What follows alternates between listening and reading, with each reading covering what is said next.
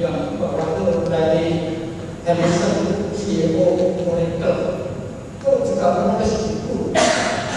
Dia berani berhenti kuliah dari University of Illinois karena dianggap tidak menjanjikan, dan dengan keberanian mengambil keputusan itu, maka dia juga tergolong orang yang kaya. Memang tujuan kita tidak mencari kaya, tapi setidaknya ini motivasi. Andreas Saleva, bukan Herrera. Andreas Saleva kuliah di Gajah Mada, Fakultas Hukum, hanya sampai tingkat 2, kemudian dia keluar, tulisannya luar biasa dan tidak menyenangkan. Salah satu di antaranya orang miskin dilarang sekolah. Menarik. Video. Ya, itu dan Bapak sekalian, kita masuk pada sekolah alternatif. Sekolah alternatif, pendidikan alternatif, atau apapun namanya, itu hadir tentunya ada sebabnya. Kalau orang sakit, normalnya dokter. Ketika dokter tidak bisa menemukan, dia akan melakukan pengobatan alternatif. Hal ini mungkin terjadi dalam dunia pendidikan. Dalam dunia pendidikan itu terjadi pengambilan konsep. Soalnya adalah bahwa dalam sistem persekolahan itu ada sebuah gejala pengambilan konsep disertai melemahnya kewibawan sekolah dalam pemberian hukuman dan pelajaran. Itu adalah sekalian. Mungkin kita yang ada di dalam ruang ini merasakan dulu tidak ada sekolah yang lulus 100%. 90% aja luar biasa. Dan itu merupakan prestasi tersendiri kalau 90%. Tidak ada satu pun orang tua yang berprestasi. Kondisi ini berubah demikian drastis. Sekarang nyaris tidak ada murid yang tidak lulus kecuali tidak ada ujian. Kalau tidak lulus itu hal yang luar biasa.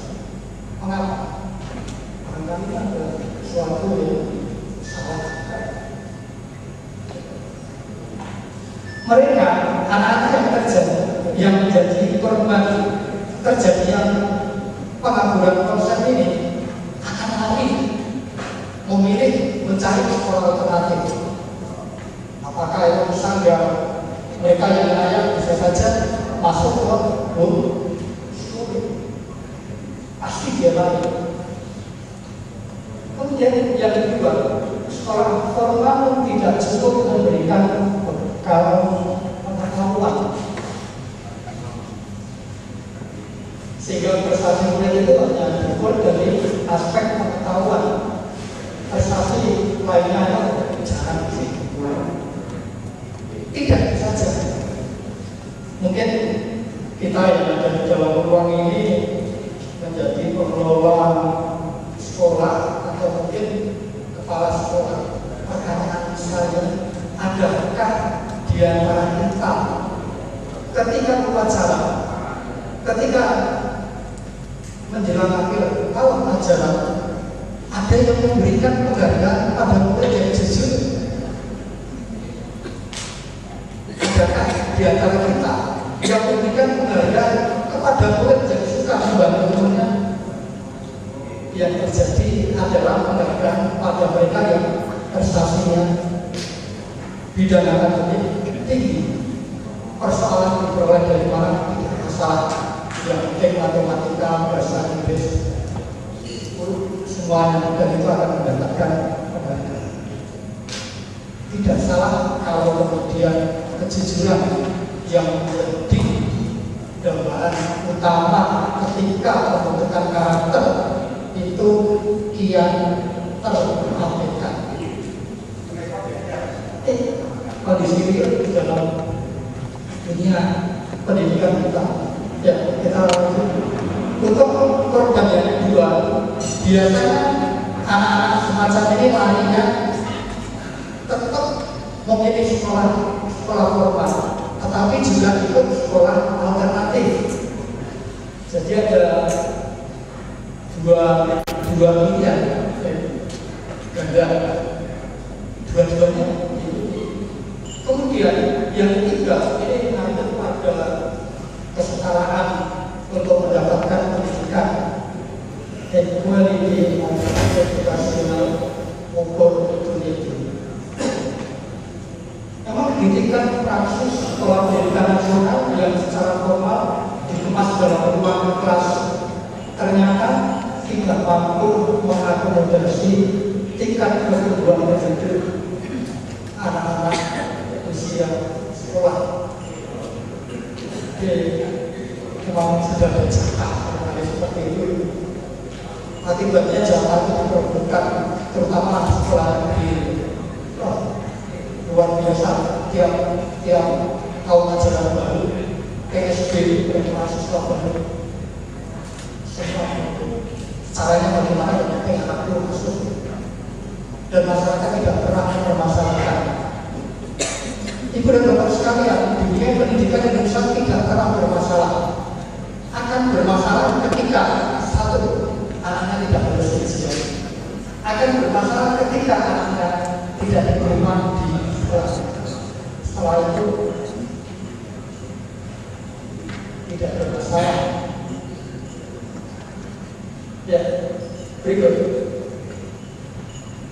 Ya, ini kemudian muncul sekolah alternatif yang bentuknya bermacam-macam. Ada rumah surga, ada sangga, ada komunitas belajar, apapun namanya. Kalau kita lihat di sini, bahwa sangga itu bukan standar rumah dalam pengertian fisik bangunan, tetapi atmosfer keluarga yang ditandai kehidupan dengan emosional, ditandai untuk saling memberi dan melindungi. Ini tadi sudah disinggung oleh saudara ketua panitia.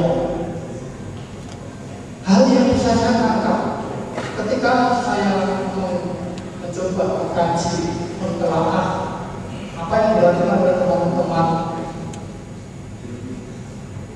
pegiat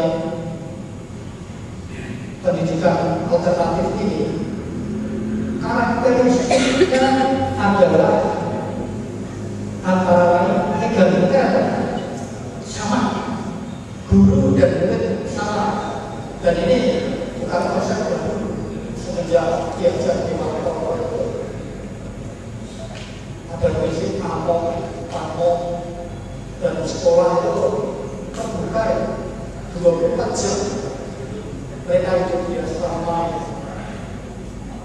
Sesungguhnya kita ini jauh sekali maju pendidikan kita. Dulu sudah maju. Barangkali sekarang ini mengalami kemunduran karena kita sendiri yang mencoba memperkatakan manakah pendidikan yang sesuai dengan kondisi bangsa. Padahal dulu seperti itu. Kemudian humanis, sudah bapak kalau membaca konsep Paulo Freire, Gria Karakter, dan semuanya arahnya pada pendidikan yang manusiawi, memanusiakan manusia. Kemudian demokratis, ini memberikan kebebasan. Jadi belajar itu betul-betul membebaskan dan menyenangkan. Yang menjadi persoalan bagi para pengelola pendidikan adalah bagaimana menciptakan suasana belajar yang menyenangkan. Jadi sedang dicari pola-pola pemikiran seperti apa belajar yang menyenangkan. Sampai sekarang dari dulu sampai sekarang sama. murid itu kalau mendengar pengumuman besok pulang lebih awal serta tentang mereka mau luar biasa sekali. Sekolah seperti penjara, apalagi kalau liburnya ditambah dan bisa dibalik atau 1 hari sebenarnya bukan main. Kemudian harapan kita tentunya sekolah alternatif itu mampu menjadi agen perubahan, memberikan kecerahan roh yang ada dalam pendidikan alternatif itu bisa mencerahkan dunia pendidikan. Ibu dan bapak sekalian, di tengah-tengah kritikan terhadap dunia pendidikan, saya pribadi, saya optimis bahwa dunia pendidikan bisa tetap bisa maju. Apalagi kalau teman-teman dari sekolah alternatif memiliki spirit untuk betul-betul bermitra dengan pemerintah. Saya percaya, saya optimis 1 tumbuh 1000. Mengapa begitu? Karena saya melihat ada banyak hal-hal yang dibanggakan dalam dunia pendidikan kita. Saya bangga melihat Anies Baswedan ketika mencanangkan program Indonesia Mengajar. Bukan main, anak-anak mahasiswa yang bukannya encer dikirim ke pelosok dan mereka mau. Saya bangga dengan bunda kembar di Jakarta yang menangani anak-anak di kolong jembatan. Saya bangga dengan Ide Karyanto yang punya sanggar akap di Kalimalang, Jakarta Timur. Saya juga bangga dengan 2 teman yang hadir pada sore hari ini. Saya bangga juga dengan teman-teman muda dari IAIN, kelompok Pendopo yang dengan semangat yang luar biasa mendidik, membina anak-anak bercerah. Dari situ saya melihat ada secercah harapan yang pasti akan memajukan dunia pendidikan. Biarlah dunia pendidikan mendapatkan kritik, tapi saya tetap optimis bahwa dunia pendidikan nanti akan dunia pendidikan di Indonesia khususnya akan bisa maju dan berkembang. Ibu dan bapak sekalian, mengakhiri materi saya sore hari ini bahwa sesungguhnya tidak ada yang namanya ketidakmampuan belajar. Yang ada adalah ketidakmampuan mengajar. Raja Brahma Tagore mengatakan bahwa hanya yang belajar yang bisa mengajar. Ini yang bisa saya sampaikan, dan barangkali ada kata-kata saya yang salah, saya mohon maaf. Dan bersamanya juga maka kegiatan workshop yang kami selenggarakan bersama teman-teman dari Dinas Pendidikan Provinsi Jawa Timur dari sore hingga siang besok saya akan dibuka